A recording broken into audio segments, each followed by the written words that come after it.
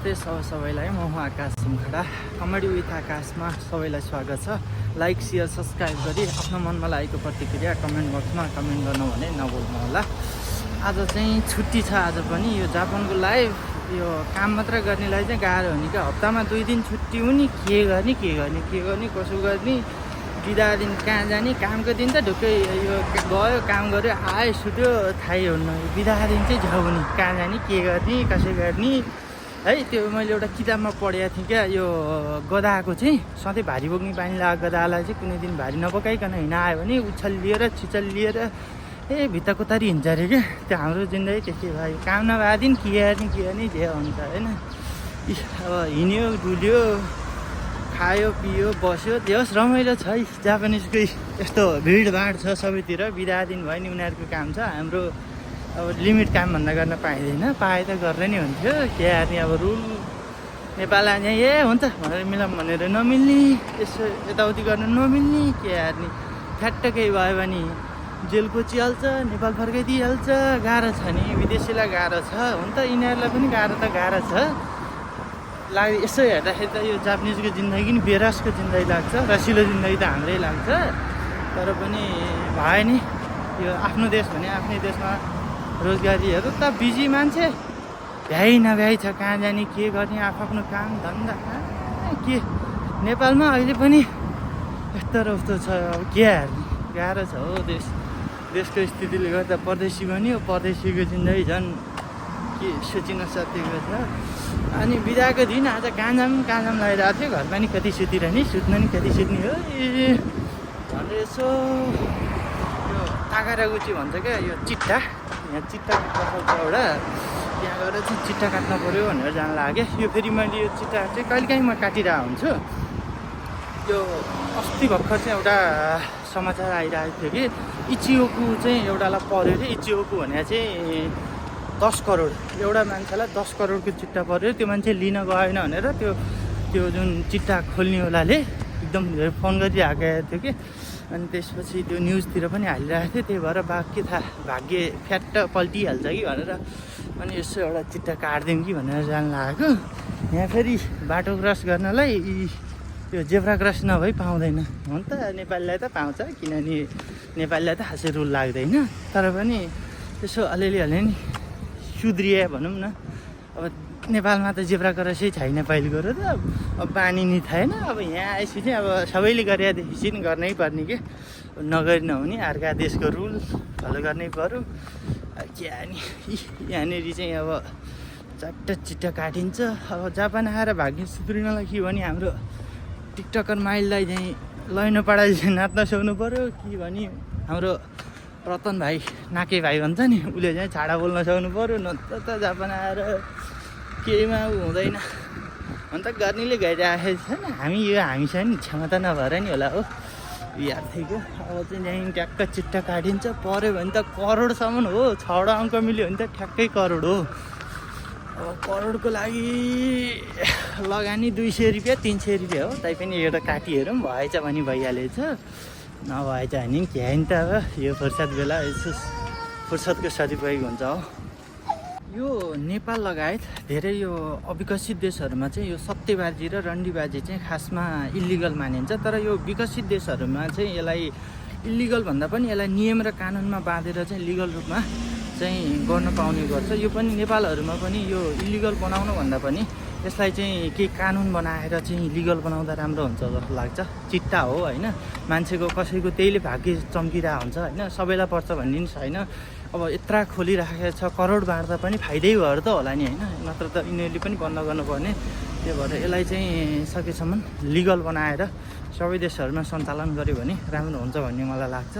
म चाहिँ ठ्याक्कै यहीँ यो चिट्टा काट्ने ठाउँमा आइसकेको छु। यो चाहिँ फेरि लाइन हुन्छ क्या। जताततै पनि लाइन हुन्छ। यहाँ पनि मान्छेको लाइन बसिरहेको छ चिट्टा काट्नु पनि के अनि भाग्य चेक गर्न ला होला। अब म पनि काट्दैछु। त्यसको लागि चाहिँ म देखाउँदैछु। यहाँ चाहिँ यो चाहिँ प्राइसको हो। यो चाहिँ कति पर्छ भनेर यहाँनिर चाहिँ प्राइस देखाइरहेको छ। म चाहिँ अहिले काट्ने भनेको चाहिँ यो लोटो 6 एउटा होइन, यो चाहिँ 6 अङ्क। त्यसपछि गएर यो चाहिँ लोटस 7 भनेको चाहिँ 7 अङ्कको हो। यो दुईवटा काट्छु। यो चाहिँ 6 को चाहिँ 200 रुपियाँ पर्छ भने यो लोटस 7 को चाहिँ यसको चाहिँ 7वटा अङ्क छान्दा मिल्यो भने प्राइस चाहिँ यहाँ देखाइरहेको छ। आमामा यो पैसै हो क्या यो सबै। यो पैसा परे नि नपरे नि ट्याक्क अब एउटा 4 नम्बर लगाइयो, अर्को भनेको 20 नम्बर लगाइयो, 36 नम्बर लगाइयो, 23 नम्बर लगाइयो, 27 नम्बर लगाइयो, कतिवटा 5वटा भयो होइन। अब अर्को भनेको यो ल 17, यो चाहिँ 200 रुपियाँ होला है नि त। अब यो चाहिँ 300 रुपियाँ वाला चाहिँ 7वटा लाउनुपर्छ। एउटामा 5वटा हुन्छ, 1 2 3 4 5। यो चाहिँ यो सबै भऱ्यो भने चाहिँ 1500 पर्छ। यो कुन्ठा मात्र भर्ने हो, पैसा धेरै नै खर्च गर्नुहुन्न हो।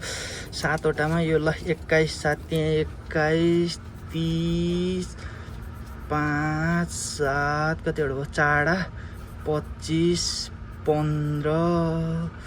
त्यसपछि गएर कति लाउने हो ल, यो लाइन लगाइदिउँ त, सबै लाइनै लगाइदिउँ। पऱ्यो भने त यो चाहिँ अब दुईवटा मैले भरिसकेँ। यो चाहिँ प्राइस चाहिँ त्यति पर्ने भनेर देखाएको छ। हुन त पर्ने नपर्ने त आफ्नो ठाउँमा छ, तैपनि यो चाहिँ गरौँ। अब यो चाहिँ यहाँभित्रबाट बुझाउनुपर्छ। यत्रो दुलोडा मान्छेले कति धेरै कमाइसके। अब आफ्नो भने 1000 रुपियाँ दिउँ के हुन्छ। यहाँ चाहिँ भित्र छन्। यो चाहिँ 500 रुपियाँको हो। 500 रुपियाँले भाग्य बदल्यो भने त यो चाहिँ मेरो 500 रुपियाँ फिर्ता र यो चाहिँ मेरो अब अहिले मैले नै चिन्ह लगाइदिएको नम्बर भयो होइन।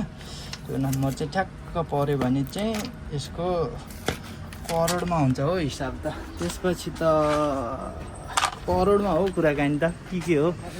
यो चिट्टा हुन त चिट्टा काट्नुपर्छ भन्ने कुरा होइन कि, तर के भयो यहाँ बुढीले के गर्नु मलाई समासेन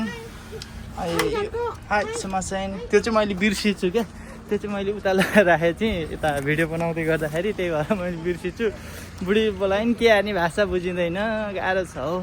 अनि यो चिट्टा चाहिँ सबैले काट्नुपर्छ भन्ने होइन कि, तर चिट्टा चाहिँ त्यसैलाई पर्छ जसले चिट्टा काटे हुन्छ। कहिलेकाहीँ काट्दाखेरि के थाहा होइन हो, पऱ्यो भने त परिगयो नि। त्यही भएर म चाहिँ कमसेकम महिनामा एकचोटि 200 रुपियाँ 500 रुपियाँ, अहिले चाहिँ मैले दुईवटा काट्या भएर 500 हो। नत्र खास चाहिँ यसको चाहिँ एउटा लटस 6 को मात्र त जम्मा 200 हो, लटस 7 को चाहिँ 500।